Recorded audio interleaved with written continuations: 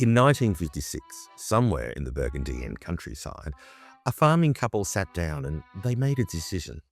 A cheese that had been eaten at the court of Louis XIV, the brilliant sovereign had called the king of cheeses, and that more than 300 farms had once made with pride, was almost gone. 2 world wars had seen to that, but Robert and Simone Berthoud weren't ready to let it disappear. They tracked down the last people who still knew how to make it, gathered that knowledge together, and brought it back from the edge. That cheese is Epoise, and without those 2 people, you would never have tasted it. This is Fabulously Delicious, the French food podcast. I'm your host, Andrew Pryor, and today we're in Burgundy. This is a region that rewards the curious. It has truffles most people don't know about, a candy made the same way it was in 1591, a Cistercian abbey where monks still make cheese from their own herd, and a chef whose story became the beating heart of a Pixar film. Come with me, there's a lot to discover.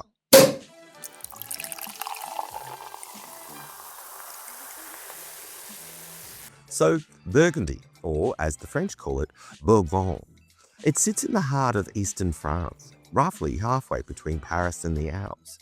And if you've ever driven south through France, there's a good chance that you've passed right through it, probably without even realizing quite how special the ground beneath your wheels was. It's a region that carries a lot of history. For a stretch of the Middle Ages, the Duchy of Burgundy was so powerful it was essentially a rival to the French crown itself, controlling territory that stretched well beyond what we know as Burgundy today. The Dukes of Burgundy were some of the wealthiest and most influential rulers in all of Europe. And that legacy is still very much visible. The architecture, the abbeys, the towns. There's a grandeur to this part of France that goes beyond the vineyards. And then, of course, there's the Canal de Bourgogne, winds its way through the region for nearly 250 kilometres.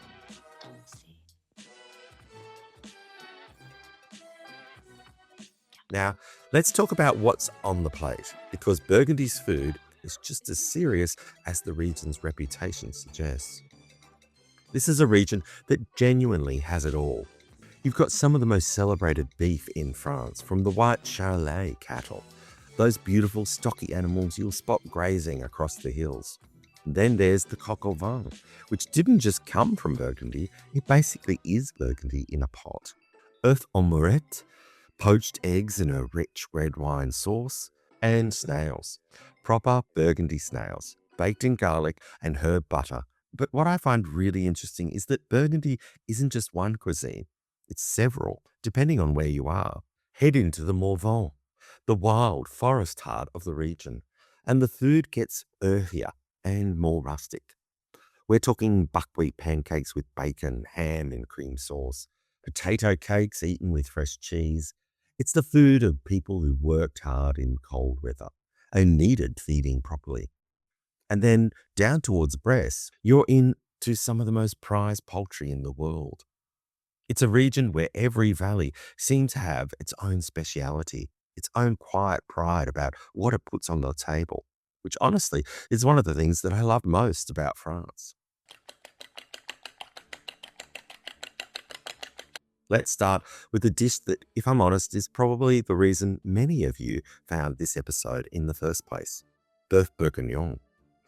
Beef slow braised in red wine with pearl onions, carrots, mushrooms and lardons until it becomes something that is generally more than the sum of its parts.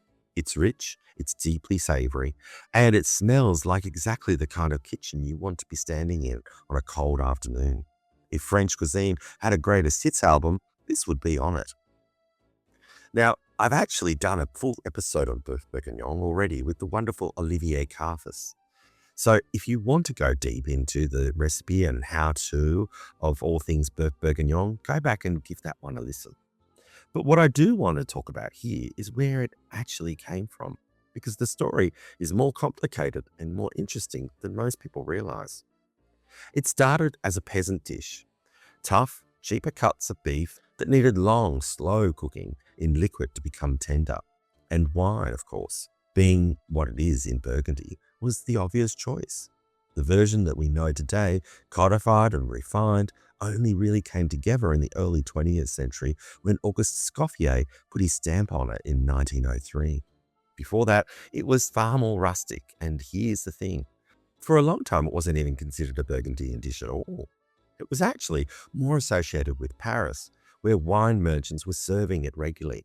Burgundy essentially claimed it as its own in the interwar period as part of its deliberate push to promote regional food and tourism.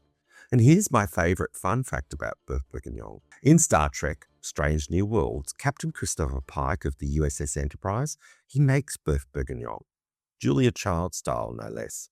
So apparently, in the future, when humanity has mastered warp speed and space exploration, we are still cooking Boeuf Bourguignon.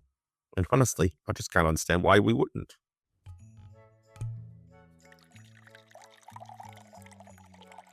Next up, coq au vin, another dish that needs very little introduction. Rooster pieces braised in red wine with bacon, mushrooms, onions, and carrots until everything becomes deeply flavored and impossibly tender. It's the kind of dish that makes the whole house smell extraordinary and reminds you why French cooking at its heart is really just about patience and good ingredients. Like Boeuf Bourguignon, I've already done a full episode on this, so head back and find that if you want. But what I do want to share here is the origin story, because this is a good one. Legend has it that during the Gallic Wars of 52 BC, the Gallic king sent Julius Caesar a rooster as a symbol of Gallic pride and defiance. Caesar, not one to miss an opportunity, invited him to dinner and served the rooster back to him, simmered in wine. The Gallic king then went on to inflict one of the most humiliating military defeats on Caesar that the Roman legions had ever seen. So whether the story is true or not, the French have essentially been making this dish as a victory meal for 2,000 years. I love that. What's also fascinating is that coq au vin isn't really just one dish. It's a whole family of dishes that changes depending on where you are in France. In Burgundy, it's made with Chambertin, one of the great Pinot Noirs of the region. In Alsace, it becomes coq au Riesling, completely different in character, lighter, creamier. And in the Jura, they use yellow wine and morels. Same idea, but entirely different personality. It's a lovely reminder that French cuisine is really a collection of regional cuisines rather than one single thing. And Burgundy just happens to have one of the most celebrated versions. Now, the one that divides the room, escargot, or more specifically, escargot à la Bourgogne. Before we get to the dish, though, let's talk about the ingredient itself, because, well, the Burgundy snail, Helexa plumatia, is a whole story in its own.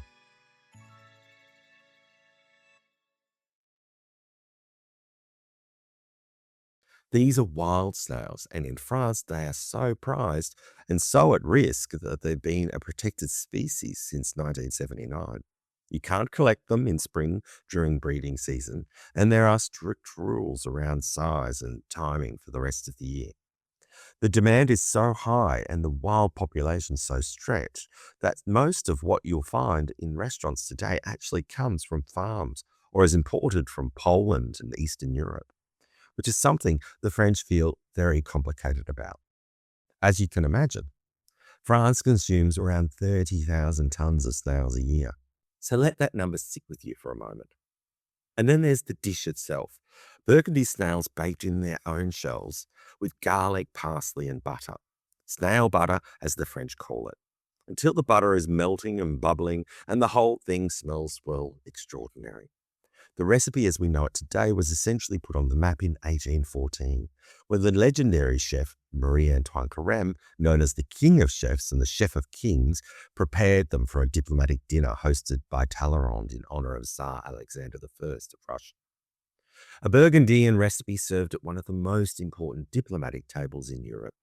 It worked, both gastronomically and diplomatically, apparently, and they've been an embedded part of French cuisine ever since. If you've always been on the fence about trying them, Burgundy is absolutely the place to do it.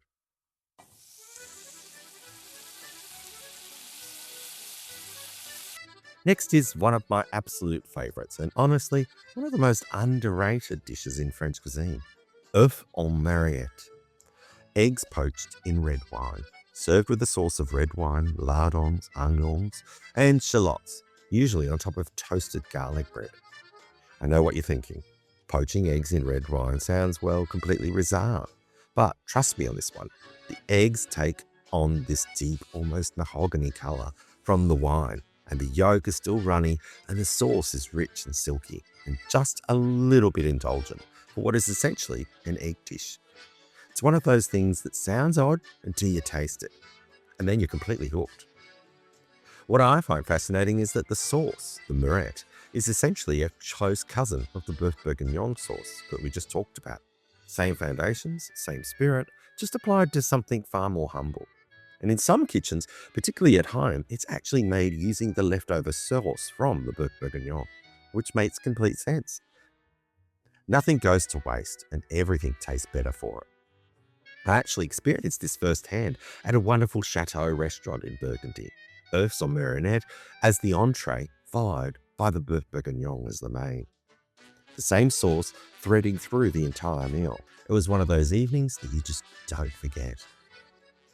There are a couple of ways to make it. You can poach the eggs separately in vinegared water and then pour the Meurette sauce over the top, which keeps the egg white bright. Or you can poach the eggs directly in the sauce itself, which is my preferred version. The egg becomes completely infused with the wine, and the flavour goes all the way through. Either way, if you see it on a menu in Burgundy, order it. You can thank me later. Now, if there's one thing that signals the start of a meal in Burgundy, it's a plate of Gougères landing on the table. These are light, hollow choux pastry puffs made with cheese, traditionally Gruyere or Comté, baked until they're golden and crisp on the outside and almost cloud-like within. They're the classic Burgundian aperitif snack. Once you've had a warm one straight from the oven, you will completely understand why they've stuck around for centuries. They are dangerously easy to eat. The origins, they're a little hazy. There's mentions of something called a goire, meaning cheese pie, as far back as the 14th century, and the town of Flongin-la-Chapelle in Burgundy claims to be the true birthplace, celebrating with an actual Gougère festival every May, complete with a brotherhood of Gougère tasters, which is generally a real organisation that exists today. What I love about Gougères, though, is how deceptively simple they are. Butter, water, flour, eggs, and cheese. That's it. And yeah, the technique matters enormously. There's even a rule that you must not open the oven door during cooking or they'll collapse flat, which feels very French somehow. Beautiful, a little temperamental, and absolutely worth the effort. Here's one that I'd wager most people outside of France have never heard of, which is a shame because it's absolutely wonderful. Jambon Persillé, parsleyed ham. It's a terrine of ham slowly simmered in white Burgundian wine with mustard, white vinegar, garlic, onion, and carrots. Then roughly pulled apart into chunks and set in a beautifully marbled parsley jelly made from the cooking broth itself. You slice it cold, serve it with a salad and a cornichon or two, and you have one of those things that looks almost too pretty to eat. Almost. It's been a Burgundian tradition since the 14th century, originally made at home for Easter. The kind of dish that would take days to prepare and would sit at the centre of the family table as something of a celebration piece. The wine and the vinegar in the broth do double duty here, flavouring the meat deeply while also acting as a natural preservative, which means a well-made Jambon Persillé could keep for several weeks. These days, production is largely industrial. In fact, one company alone produces half of all the Jambon Persillé made in France. But find a good charcutier or a proper Burgundian bistro, and the homemade version is something entirely different. It's the kind of dish that reminds you that the best French food isn't always the most glamorous. Sometimes it's just a really excellent terrine and a glass of wine on a Sunday afternoon. I've saved the best origin story for last. Poulet Gaston Gérard.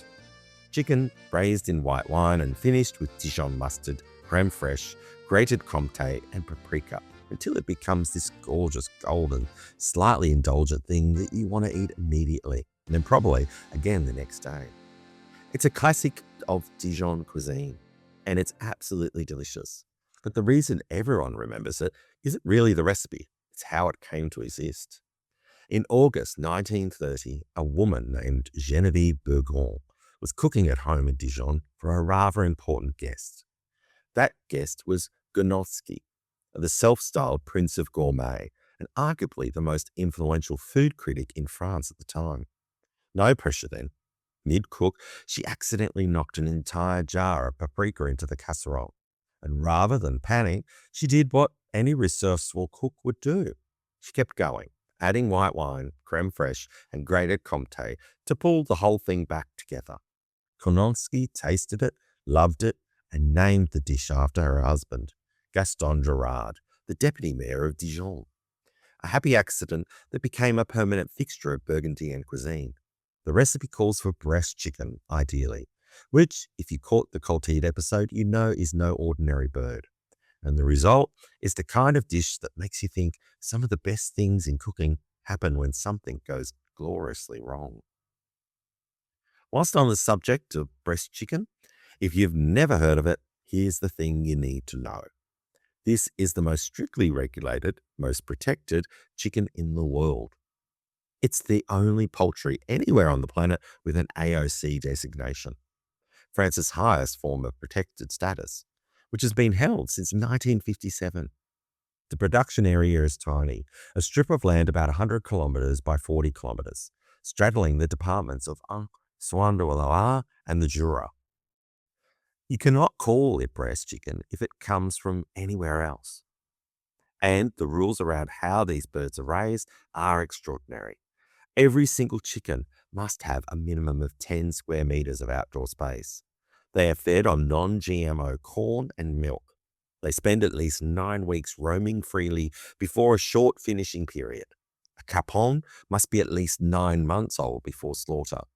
These are, without question, the most well-traveled, best-fed chickens in existence. The result is a bird that is generally unlike anything you'll find in a supermarket. The meat is firm, deeply flavored, and has a richness that comes directly from how the animal lived. The gastronome, Bernard Savron, described the breast hen back in 1825 as the queen of poultry and the poultry of kings. And honestly, nearly 200 years later, nobody has really argued with that.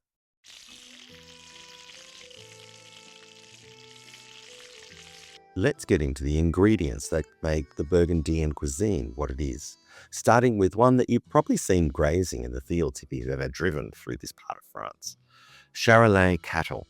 These beautiful, pale, almost creamy white animals are everywhere in southern Burgundy, and they are the reason the beef here is so extraordinary. The breed originates from the area around the town of Charolais in the Saône-et-Loire, and they are serious animals. Bulls can weigh up to 1,600 kilograms, which is an almost incomprehensible amount of beef. They are the most common beef breed in France and have spread to 68 countries around the world, with large populations as far afield as Mexico and the Czech Republic, which tells you everything you need to know about how good the beef is. What makes them so special for cooking, and specifically for something like a Boeuf Bourguignon, is the quality of the meat itself. It's well muscled, with good marbling, and the tougher cuts that traditionally go into a slow braise absolutely come alive over a long, low cook in red wine. There's a reason Charolais beef and Burgundy wine are so often spoken about in the same breath. They are generally made for each other. Two products of the same landscape, essentially. The Charolais Brionnais region actually applied to UNESCO for World Heritage status back in 2011, citing the cultural landscape of raising these cattle. It was unsuccessful, which feels like a missed opportunity, frankly, because if anywhere deserves that kind of recognition for what it produces, it's here, Burgundy. Here's one that generally surprises people. When most of us think truffles, we think of Périgord in the southwest of France, or perhaps Italy. But Burgundy has its own serious truffle culture that most visitors never hear about, and it deserves far more attention than it gets. The Burgundian truffle thrives in the region's limestone soils, living in symbiosis with oaks, hazelnuts, and beech trees. And it's harvested between September and January by truffle dogs working through the forests. Around 10 tons are harvested in Burgundy every year, which is a significant amount of one of the most prized ingredients in the world. And here's the historical footnote that I love. Until the Renaissance, the Burgundian truffle was the only truffle that appeared on the table of the kings of France. It was only when Francois I developed a taste for Périgord varieties that Burgundian truffle was nudged out of the spotlight, a culinary power shift, if you like. The Burgundian truffle is a little different in character to the more famous Périgord cousin. The flesh is dark brown with white veins running through it, and the flavour is earthier and nuttier, often described as close to hazelnut, with a more delicate perfume than the intense heady hit of black Périgord.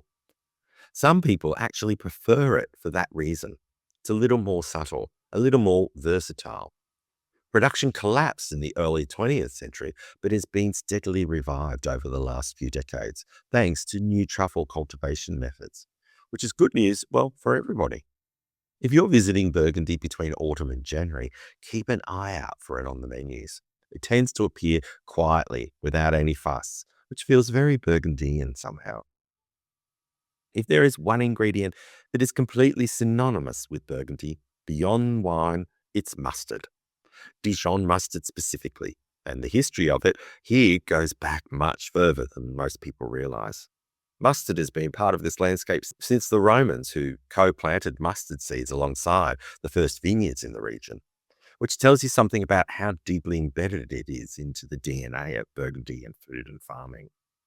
The Dijon mustard we recognize today, that sharp, clean, intensely flavored condiment, only really came together in the late 19th century, when a local man named Jean Najon made one crucial change to the traditional recipe.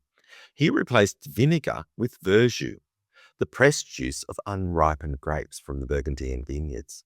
That swap transformed the flavour entirely, giving it a sharper, more complex acidity that became the defining characteristics of Dijon mustard as we know it today. One ingredient swap, that's all it took. There are a couple of things worthy of note about Dijon mustard today that you might surprise you. First, despite being one of the most iconic French condiments in the world, the name Dijon mustard is actually not a protected designation of origin. It refers to a method of production rather than a specific place, which means it can technically be made anywhere in the world. And indeed, around 80% of the mustard seeds used in the production today come from Canada rather than Burgundy. Second, and this is my favorite fact in this entire section, the American rapper and DJ who goes by the name of Mustard chose that name because his first name is Dijon. So somewhere out there, Burgundy's most famous condiment has a hip-hop legacy, and I feel that Escoffier would have loved that. A quick little pause, fabulous listeners. If you're enjoying the show and want even more French food goodness in your life, then come and join me over on my fabulously delicious Substack.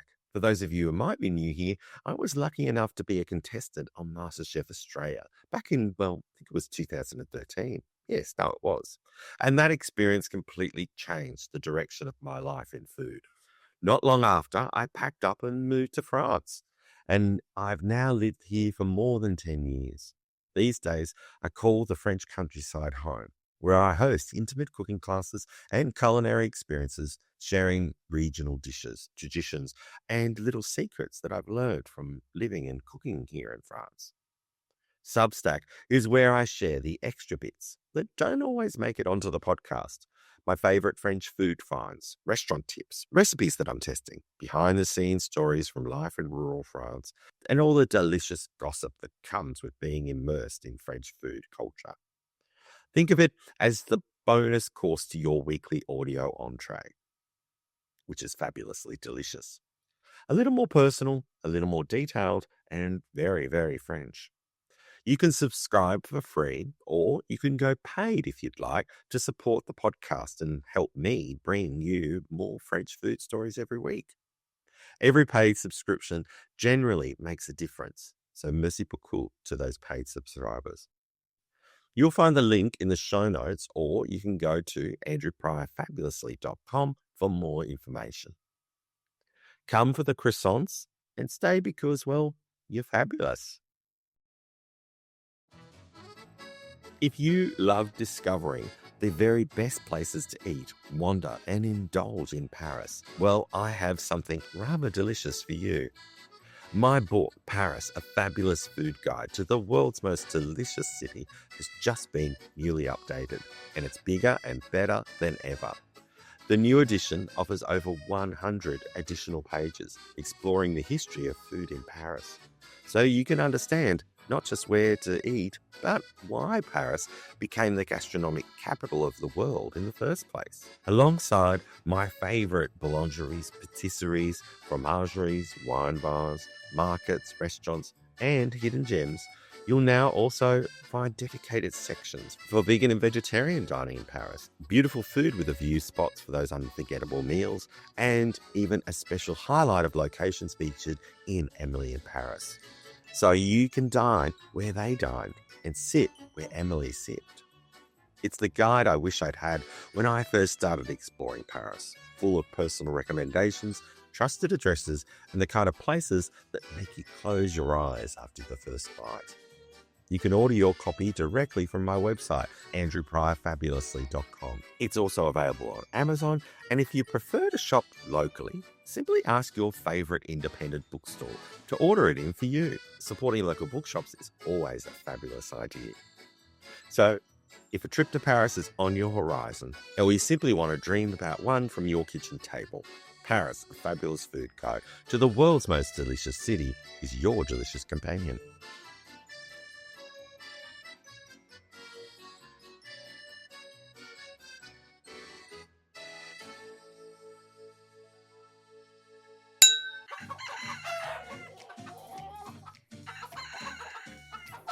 Welcome back. Let's move into cheese. And we're starting with the headline act, Epoise. If you've never encountered it before, here's what you need to know.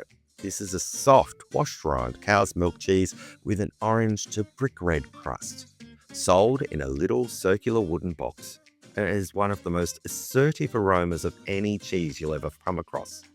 The crust is washed in Marc de Bourguignon, a Burgundian grape spirit, which gives it that distinct pungency and depth of flavour. Brilliant Savant, the man who arguably knew more about good food than anyone in the 19th century in France, called it the king of cheeses. Napoleon was famously devoted to it, and at its peak in the early 1800s, more than 300 farms across the region were producing it. It is in every sense a very serious cheese. And yet Epoise almost disappeared entirely. The two world wars drained the region of the men who worked the farms. And by 1950, production had virtually ceased. The knowledge of how to make it properly was fading, held only by a dwindling number of people who still remembered the traditional method. And then in 1956, a Burgundian farming couple, Robert and Simone Berthold, decided that they weren't going to let it go. They tracked down those who still knew how to make it, gathered that knowledge together, and relaunched Epoise from scratch. Without them, it would almost certainly have been lost forever. It received its AOC status in 1991, and production has been growing ever since. It's one of my favourite stories in French food, an entire cheese saved by two people who simply refused to give up on it. Next is a cheese with a story that is rather different from most. Abbey de Citeaux is made by Cistercian monks at the Abbey de Citeaux in the Côte d'Or, one of the most historical significant abbeys in all of France. Founded in 1098 and the birthplace of the entire Cistercian order, the monks have been farming and the land around the abbey for centuries. It's a pressed, uncooked cheese somewhere in the family of a reblochon, mild, creamy, and gentle, aged for 3 weeks in the abbey cellars. The abbey has a shop where visitors can pick up Citeaux directly from the monks who made it. There's something wonderful about buying a cheese at the source, in the shadow of a 12th century abbey, knowing it was made a few hundred meters from where you're standing. If you're planning a trip to Burgundy, put it on your list. It's about 20 minutes from Bourg. It's open to visitors, and the cheese is absolutely worth the detour. You might recognize the Charolais name from the cattle that we talked about earlier, but Burgundy also produces a Charolais cheese, and it's quite different. This is actually a raw goat's milk cheese from the hills of the Charolais, with a soft paste and a natural crust that starts out beige and ivory when young, but develops blue-grey tones as it ages. It's one of the larger goat cheeses that you'll find in France, and the flavor deepens considerably depending on how long it's been aged. From fresh and mild at a few weeks to something much more complex and assertive after a few months. Goat farming in this corner of Burgundy dates back to the 16th century, where it grew alongside cattle farming as a way of making the most out of the land and supplementing farm income. This cheese received its AOC designation in 2010, making it the 46th French cheese to earn that protection, and best enjoyed, if you're asking me, somewhere between April and November, when it's at its peak. While we're still in the south of Burgundy, there's one more goat's cheese worthy of note, and that's the Maconnais, named after the Maconnais region surrounding the town of Mâcon. This is a tiny, delicate little raw goat's milk cheese again, weighing somewhere between 30 and 40 grams, which makes it one of the smallest AOC cheeses in France. It goes by a few names: Caboron, Chevreton, the Maconnais, but my favorite is the unofficial nickname, Bouton de Coulette, which translates rather wonderfully as trouser button, which, when you see one, is exactly what it looks like. It's been protected by the PTO since 2010, and like the Charolais, it is best between spring and early autumn. It's small enough to eat in a couple of bites, just the kind of thing that turns up on a cheese board in this part of France and quietly steals the show.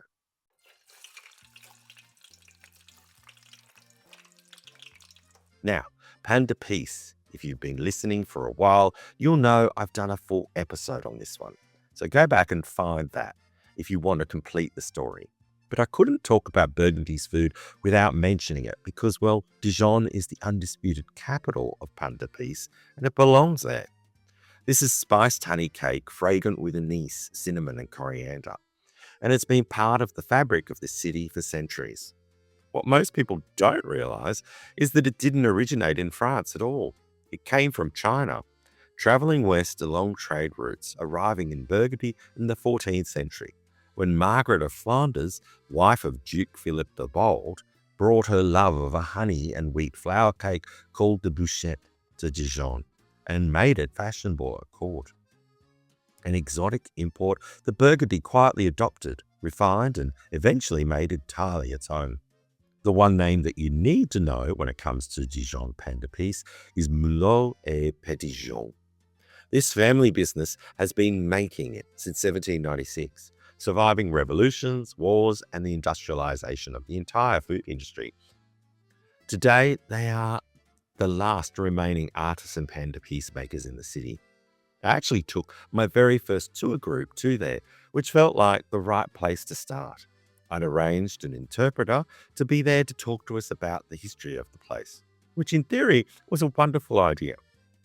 We arrived, we were greeted by this lovely lady, who, it very quickly became apparent, did not speak a single word of English. Not one.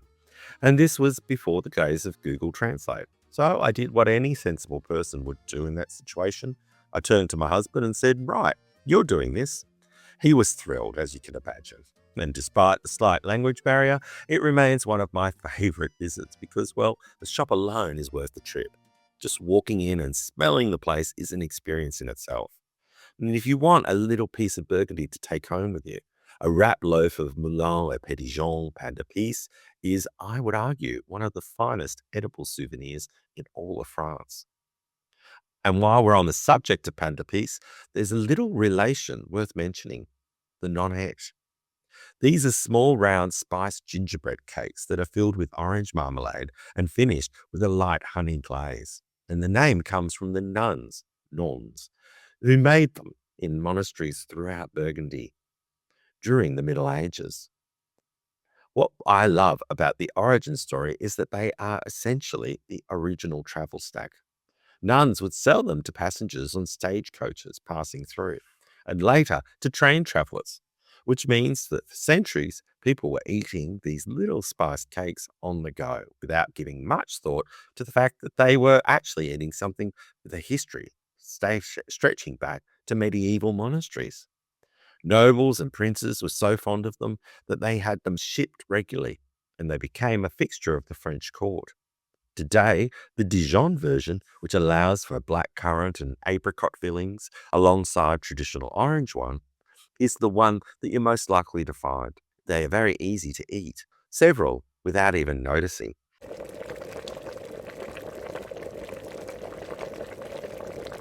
And here's one that anyone who has travelled through France will almost certainly recognize without necessarily knowing that they were eating. Anis de Flavigny.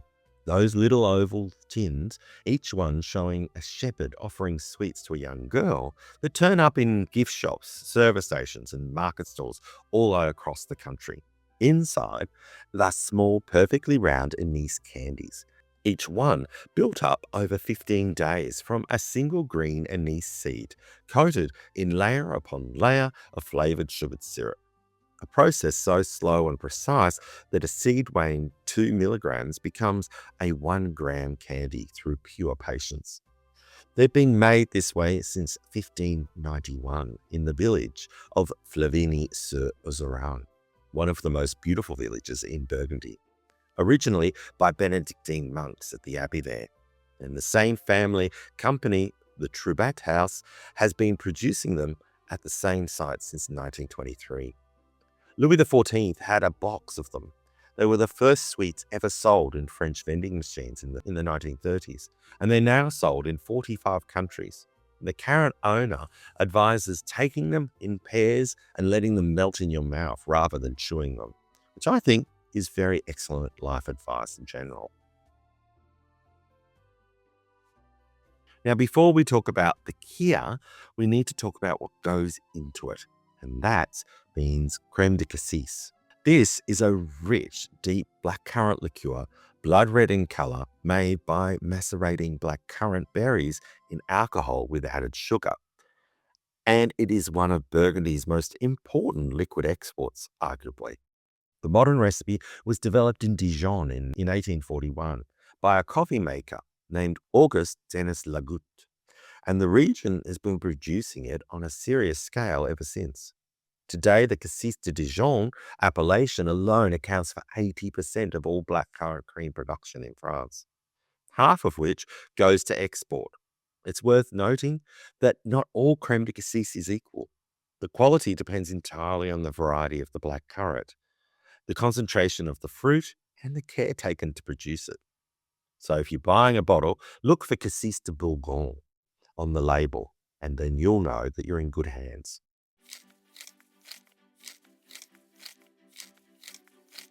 And so now the Kia. And again, I've done a full episode on this one with the wonderful Tanisha Townsend. So go back and find that for full story. But briefly, the Kia is simply crème de cassis mixed with white Burgundy wine. And it's the Aperitif of Burgundy. It's named after Canon Felix Kia, the most famous, colourful mayor of Dijon, who served it at every municipal reception from 1945 until his death, and promoted it so relentlessly that by 1952 his name had been officially trademarked. The drink itself actually predates him. A cafe waiter in Dijon is thought to have invented it in 1904 as a way of improving an ordinary white wine. But Canon Kia understood the power of a good story and a consistent brand, and the rest is history. The Kia Royale swaps the white wine for Crémant de Bourgogne. And finally, one you may not have heard about, but which quietly appears throughout this episode, Marc de Bourgogne. This is a grape brandy made by distilling what remains after the grapes have been pressed, the skins, seeds, and the stems, in traditional copper pot stills. It has its own AOC status, must be aged in oak barrels for a minimum of 2 years, and has a character that is earthy, slightly spicy, and unmistakably Burgundian. It's the spirit that's used to wash the rind of the Epoise cheese, which is what gives the cheese its distinctive depth and pungency. It also turns up in cooking marinades and the occasional cocktail. It's the kind of ingredient that works mostly behind the scenes.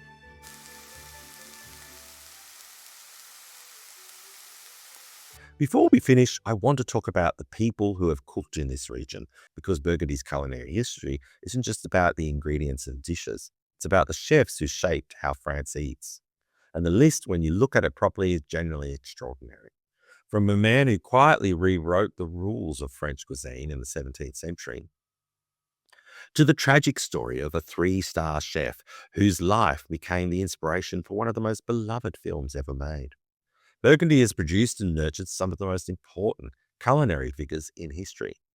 This is a region that takes its food seriously, and the chefs it has produced reflect that entirely. We start in the 17th century with a man born right here in Dijon, who most people have never heard of, and yet his influence on French cuisine is almost impossible to overstate. Francois Pierre de la Varenne. And in 1653, he published a book called Le Cuisinier Français that changed everything. Before La Varenne, French cooking was still largely medieval in character, heavy with exotic spices, sweet and sour combinations, sugar in savory dishes, and lard in everything.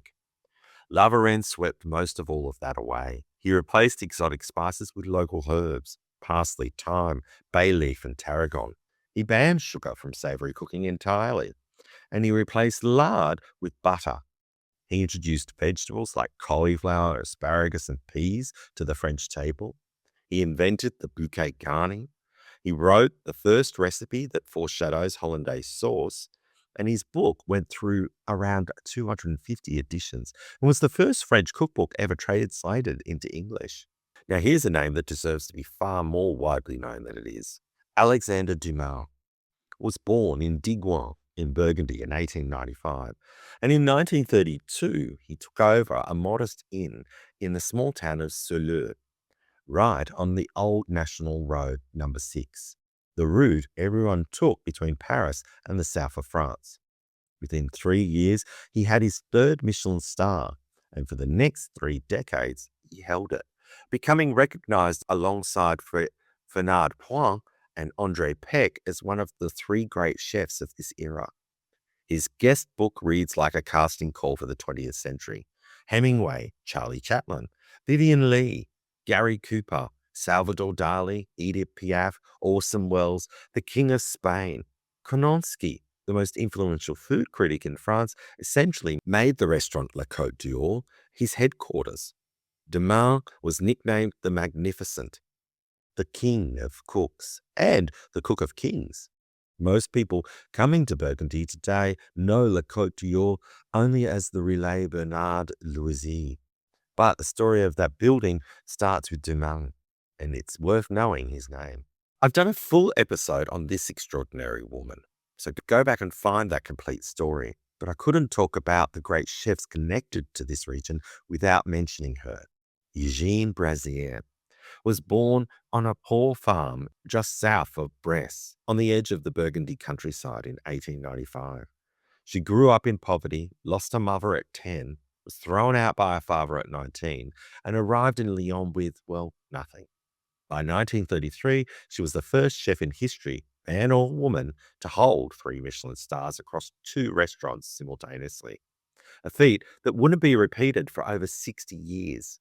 A farm girl from the edge of Burgundy who became the most decorated chef in the world. Marvelous. And now we come to the story that I think will stay with you the longest from this episode. And I want to tell it carefully because it deserves that. Bernard Loiseau arrived at La Côte d'Or in Charolais in 1975, the same restaurant that Alexandre Dumas had made legendary. He took it over in 1982 and spent the next 9 years in single-minded pursuit of one thing, a 3rd Michelin star. He got it in 1991, and the New York Times put him on the front page. Through the 80s and 90s, he became one of the most charismatic and media-savvy chefs in France, expanding his brand, opening Paris restaurants, and in 1998 becoming the first chef in the world to be listed on the stock exchange. He was, by any measure, at the very top of his profession. And then in 2003, the Gourmet Millau Guide downgraded his restaurant. A prominent critic published a sharp attack in Le Figaro, and rumors began to circulate, incorrectly as it turned out, that his third Michelin star might be at risk. On the 24th of February in 2003, he died by suicide at his home. He was 52. His wife, Dominique, has spoken since about his struggle with bipolar disorder and has been clear that the full picture of what he was carrying was more complex than any single event. The restaurant still bears his name. It still operates today. If you've ever seen the Pixar film Ratatouille, then you've already encountered Bernard Loiseau. The character of Chef Auguste Gusteau, the celebrated French chef whose story drives the entire film, was inspired significantly by him, his fame, his charisma, his relationship with the crushing pressure of stars, and his fate. Maybe the next time you watch that movie, you might see it a little bit differently knowing this.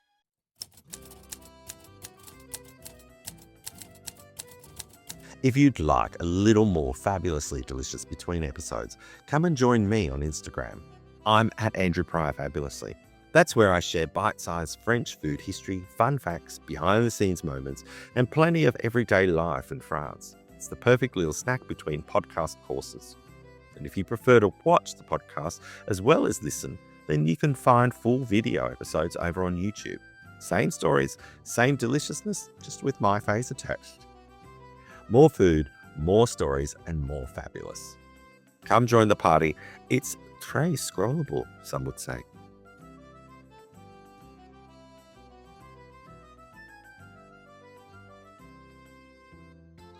Et voila!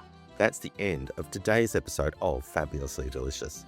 If this episode made you hungry, happy, or suddenly Googling barges on the Canal de Bourgogne, parfait. If you enjoyed it, leave a review, share it with a fellow food lover, and come say bonjour. I always love hearing from you. And if you liked this one, there's plenty more to explore. I've done full episodes on Boeuf Bourguignon with Oliver Cassis, the story of Pain d'épices, here with the wonderful Tanisha Townsend. Search for any of them on whatever platform you're listening right now. Until next time, eat well, stay curious, and whatever you do it fabulously. Merci beaucoup, bon app, et à très bientôt.